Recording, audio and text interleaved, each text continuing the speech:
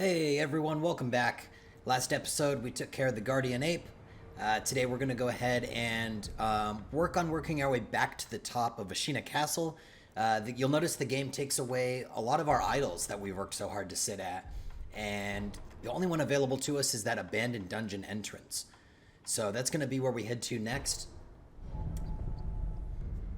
Once we get there, we just want to work our way back out towards the castle. There'll be someone on guard here, a little item to pick up. Go ahead and take care of him. What you want to do is just run straight out. You'll see that enemy with the bell again. Just get right up on top of this little ledge here. And you'll see that these soldiers are all on the run from the ministry soldiers who have started to make their siege into the castle. They can be a little tough to fight at first, but once you get used to them, they're not too awful bad. Keep on pushing up towards the castle. You'll notice that the moat is completely filled with water now. That's going to be our entrance. Go ahead and work your way down into the water. And since we beat the corrupted monk, we actually have our Mibu breathing technique, which allows us underwater movement. So we'll go ahead and dive down and start swimming through. A couple of carp scales in here if you're still on the hunt for more of those. Sort of a precious currency that you can turn in back at the Harada estate. When you come up out of the water, there'll be just a few grapples as we start our way up the side of the castle here. Essentially, we want to get back to where we fought Genichiro, and that's our intended goal. So any route that you'd like to take is fine. There's several ways up. You can see these bridges that have been placed here now, so those really help a lot. A lot of enemies up and around these corners. I usually just run right through here. These sword fights can get pretty hectic pretty quick. We're going to go right back into the antechamber here, sit it back at our idol one last time, and get that back. Now you have two options here. You can work your way up the interior of the castle, like we did when we worked our way towards Genichiro, or you can go straight back out the window and just straight up to the top. I like to go inside. If there's a few items you can pick up, there's a few different enemies in here from last time, so I like to work my way through. Again, it's good XP for your character. Again, stealth is key. You'll also notice that down below there is a second chained ogre, much like we fought in the beginning of the game. This is another reason I like to come through the inside, just because I can head down, get another prayer bead, and there's another item down there that, if you haven't picked it up already, is another prosthetic for you. So it's a very, very worth your while to go through here, but you don't have to. Just gonna go right over the edge here and push my way into that second chained ogre fight. He fights exactly the same as last time, but now we have all these great tools at our disposal, much like our flame vent, any sugars you picked up along the way, anything that you want to use to make this fight go a little faster. This central structure in the room is a great little object to place in between you and him. There's not as much room as the first fight, so it can get a little hectic, but not bad. He has the exact same moveset, he's the same fight. That fire does a great job of stunning him, he has a fear for it, so you can get a lot of hits in. Once you're all set with that, you get your prayer bead, your medicine rank 3, and we can go ahead right into this side room here and grab our liver and Sabimaro, which is our poison knife. It goes straight into your prosthetic. Very handy for a lot of fights. Once we go back, I just went back to that idol we sat at in the beginning there. Gonna go ahead and just work my way up through the castle like we did in the beginning of the game. Go ahead and work your way up into the ceiling. And then all the way over to the other side. I'm just doing the same thing I did last time. I'm going to run right by these guys and get that next idol. Go ahead and sit down so that I can get through this last sub-boss and also get another checkpoint. There's an enemy on the left that is an excellent puppet for this fight. He's not absolutely necessary, but I mean, it's very helpful. I don't like to fight more than one person if I don't have to.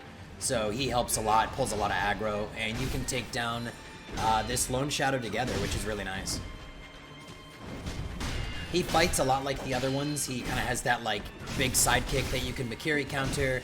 He's got some horizontal sweeps you can jump over. You do have to be kind of aware of his poison knife. It can do a lot of poison damage pretty quickly, but it's pretty avoidable. There's plenty of room in here to move around. The more that your ally does for you, the better. The more you can kind of stay out of the fight, but anywhere you can get those hits in, the better. Jump over those horizontal sweeps. You'll be just fine. Big slams here, almost always followed up by a sweep, so that's a good eye. And then there's that side kick I was talking about earlier. Keep up that pressure, get that posture damage up. This will be over before you know it.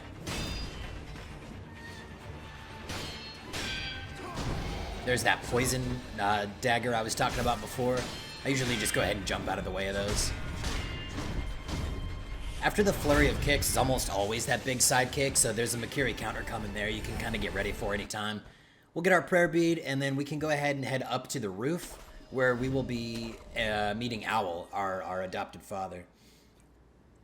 This is a really key moment. This is a big choice coming up. This is going to determine what ending you get in the game, or what path you're going to take. One choice will lead you to one of about 3 endings, where the other choice will essentially cut the game off a little earlier and give you our quote-unquote bad ending. He finds out that you have the dragon blood. He says he must be his, and now you must obey him as the Iron Code dictates. For the sake of this video, and for the sake of this entire series, really, we're going to break the Iron Code and stay loyal to Kuro. Had we obeyed Owl, we'd have totally different fights coming up ahead of us. I'll probably do videos on that in the future. But for this instance, I'm going to go ahead and choose this option. Owl's fight is a little long when you first get into it. This attack right here that he opened with is one that I love to bait, and I got really lucky this playthrough. He did it quite a bit, as you'll see. He'll throw 2 shurikens and kind of go into this forward slam. He throws... There they are, they're right there. This is something I love to counter with a couple of hits in. What he'll do is throw those little charms down. Those will actually prevent you from healing, so that's something to kind of watch. A lot of his attacks are deflectable, which is great. There's that charm I was talking about. We want to be wary of that. There's those 2 throws right underneath for that slam and get your hits in. I got really lucky, like I said. He did it quite a bit.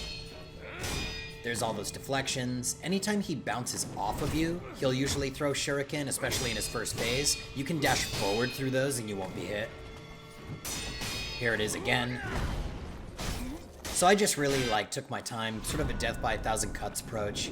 Got through my first phase. As soon as you attack, he'll go into his second. Big changes here are that smoke cloud that you just saw. He'll use that, you'll sort of lose your target lock. But a lot of his movesets remain the same. Anytime this happens, just disengage, get your target lock back. There's that same slam from phase 1 that we like so much. Deflect, deflect. A big thing to watch out for here is now when he does that kick, he'll throw poison down instead of shurikens, so we definitely want to be wary of which direction we head once we dodge that. Forward is still okay, but you'll get hit by it just a little bit. As always, the Mortal Blade, any prosthetics you like to use or combat arts at this point, the Nightjar Slash is a really good one, seeing as Owl backs up a lot, and that particular combat art actually dashes us forward to close that distance. So kind of find your play style. There's a lot of really great ways to fight Owl. I'm just trying to show you all the possible moves that he has, so you can kind of adjust at your own pace. There's that poison I was talking about earlier. If you disengage too much, he will buff himself and lose a lot of that posture.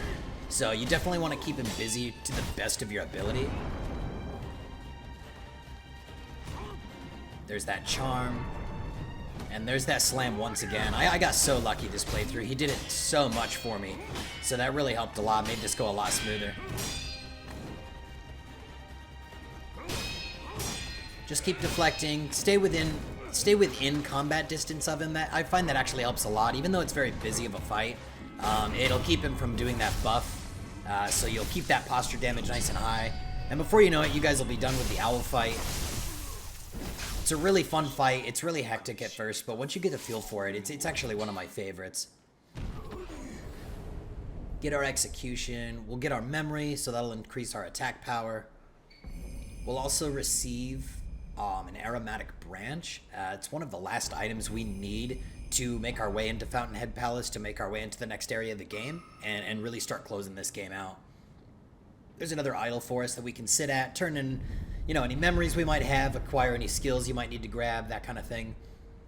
And that's it for me, folks. Next time we'll head into Fountainhead Palace.